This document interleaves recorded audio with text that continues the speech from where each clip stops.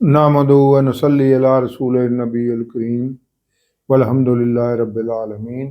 अस्सलातु वस्सलामु अलैका या सय्यदी या रसूलल्लाह वसल्लम अलैका व अला आलिका व सहाबिका या सय्यदी या हबीबल्लाह। मोहतरम नाज़रीन व सामीन, अस्सलामु अलैकुम व रहमतुल्लाहि व बरकातुहू। आज हम अगली सूरह अल कमर के मुताले का आगाज़ कर रहे हैं। तो इब्तिदा में तिलावत कलाम पाक। औज़ु बिल्लाहि मिनश शैतानिर रजीम, बिस्मिल्लाहिर रहमानिर रहीम। इक़्तरबतिस साअतु वन्शक़्क़ल क़मर व इन यरौ आयातन युरिदू व यक़ूलू सिहरुम मुस्तमिर व कज़्ज़बू वत्तबऊ अहवाअहुम व कुल्लु अम्रिन मुस्तक़िर वलक़द जाअहुम मिनल अंबाइ मा फ़ीहि मुज़्दजर हिकमतुन बालिग़ातुन फ़मा तुग़निन नुज़ुर फ़तवल्ल अन्हुम यौमा यदउद्दाइ इला शैइन नुकर खुश्अन अबसारुहुम यख़रुजूना मिनल अजदासि कअन्नहुम जरादुम मुंतशिर मुहतिईना इलद्दाइ यक़ूलुल काफ़िरूना हाज़ा यौमुन असिर। सदक़ल्लाहुल अज़ीम। अब सूरह अल कमर का खुलासा। सूरह अल कमर मक्की व मदनी सूरतों के छठे ग्रुप की 5वीं मक्की सूरत है। इसमें 55 आयात और 3 रुकू हैं, जो 27वें पारे के 8वें रुकू से 10वें रुकू तक है। इस सूरत की इब्तिदा ही आप सल्लल्लाहु अलैहि वसल्लम के शक्ल कमर के मोइज़े से की गई है। मुशरिकीन का कहना था कि जादू का असर आसमान पर नहीं होता। अगर आप सल्लल्लाहु अलैहि वसल्लम चांद को 2 टुकड़े कर दें तो आप सल्लल्लाहु अलैहि वसल्लम को जादूगर नहीं कहेंगे और अल्लाह का रसूल सल्लल्लाहु अलैहि वसल्लम तस्लीम कर लेंगे। मगर मुशरिकीन मक्का मोइज़ा शक्ल कमर को देख कर भी कहने लगे कि आप सल्लल्लाहु अलैहि वसल्लम का जादू तो आसमान पर भी चल गया है। इस सूरत में मुशरिकीन मक्का को यह भी बताया गया है कि क़यामत के दिन तुम्हारी नजरें झुकी की झुकी रह जाएंगी, जबकि तुम्हारी ज़बानें क़यामत के दिन की हौलनाकियों को ही बयान करेंगी।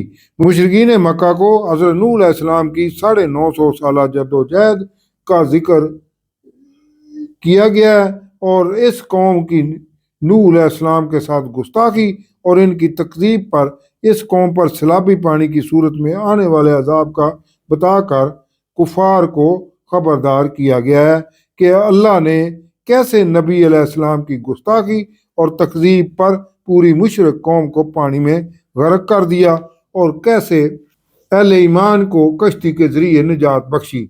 इसके बाद आद, समूद, कौम लूत और फ़िरौन, जो अपने अदवार में ताकत और कुव्वत, माशी वसाइल और बड़े निज़ाम के दाई थे, इनकी हलाकत और तबाही की मिसालें बयान करके कुफार मक्का को इनके अंजाम बद की वईद और अहले ईमान को बिशारत और तसल्ली दी है कि दावत हक के कितने भी बासर मुखालफीन हों, वो अल्लाह के अजाब से नहीं बच सकते।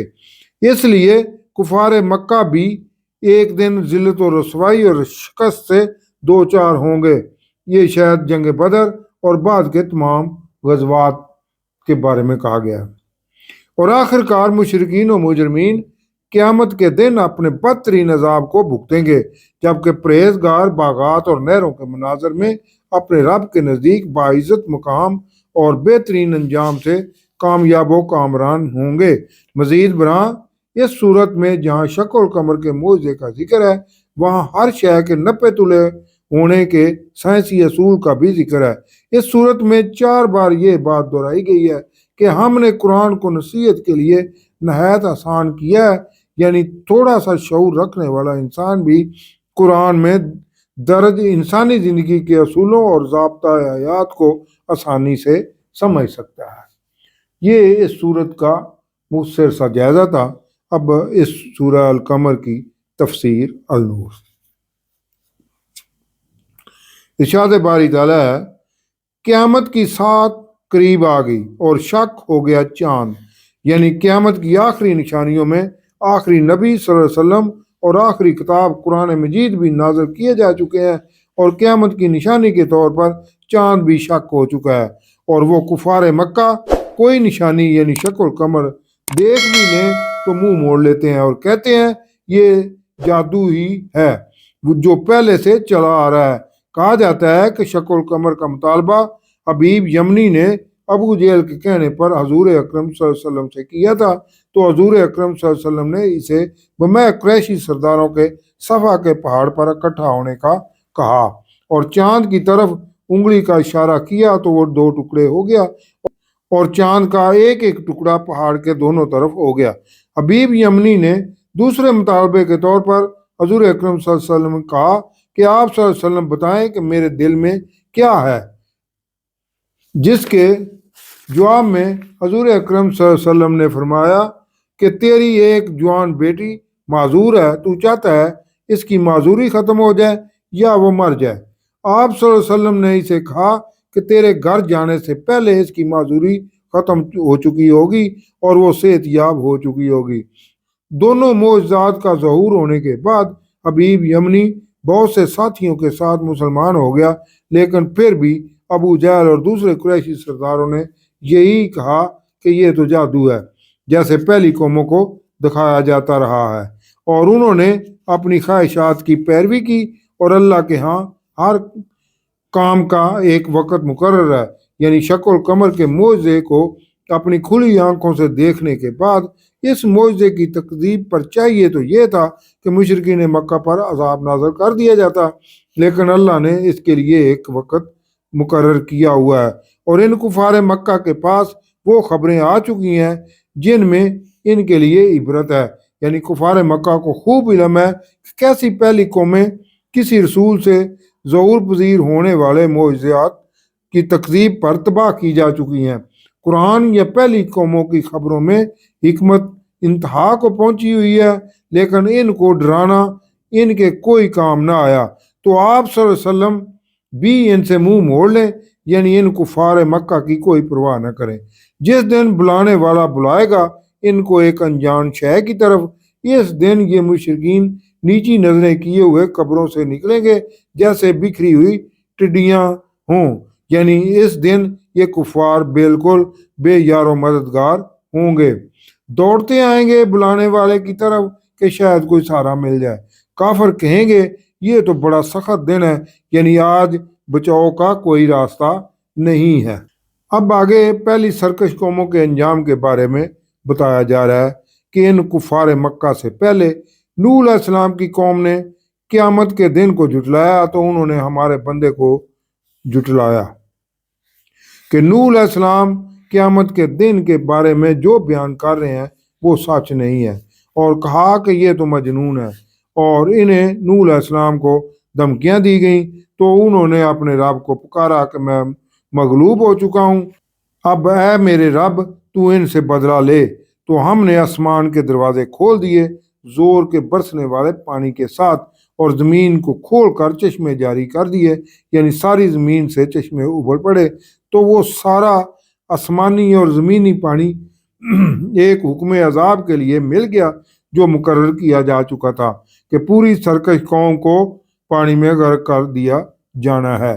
और हमने इसे यानी नूह अलैहिस्सलाम को इस कश्ती पर सवार कर दिया जो तख्तों और कीलों से बनी हुई थी, जो हमारी निगाहों के सामने चल रही थी, यानी वो कश्ती अल्लाह की हिफाजत में थी।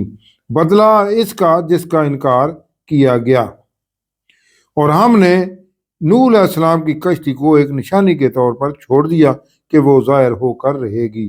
तो है कोई जो सोचे समझे तो कैसा हुआ मेरा अजाब और मेरा डराना, और हमने कुरान को आसान कर दिया है, तो है कोई जो कुरान की दावत के बारे में सोचे समझे, क्योंकि कुरान में आसान अल्फाज में बता दिया गया है कि दुनिया और आखिरत में किन का बुरा अंजाम होगा और कौन कामयाब व कामरान होंगे।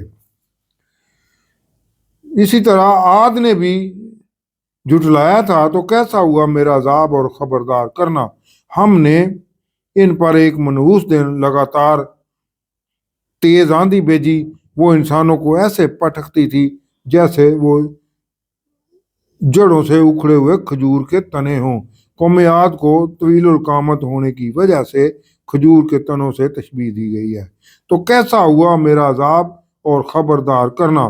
ہم نے اس قرآن کو آسان کر دیا ہے سوچنے سمجھنے کے لیے، تو ہے کوئی قرآن میں درج ہدایات کے بارے میں سوچنے سمجھنے والا؟ آگے پھر قوم سمود نے بھی ڈرانے کو جھٹلایا اور کہا کہ کیا ہم اپنے میں سے ہی ایک بشر کی پیروی کریں، یوں تو ہم گمراہ اور دیوانہ ہو جائیں گے۔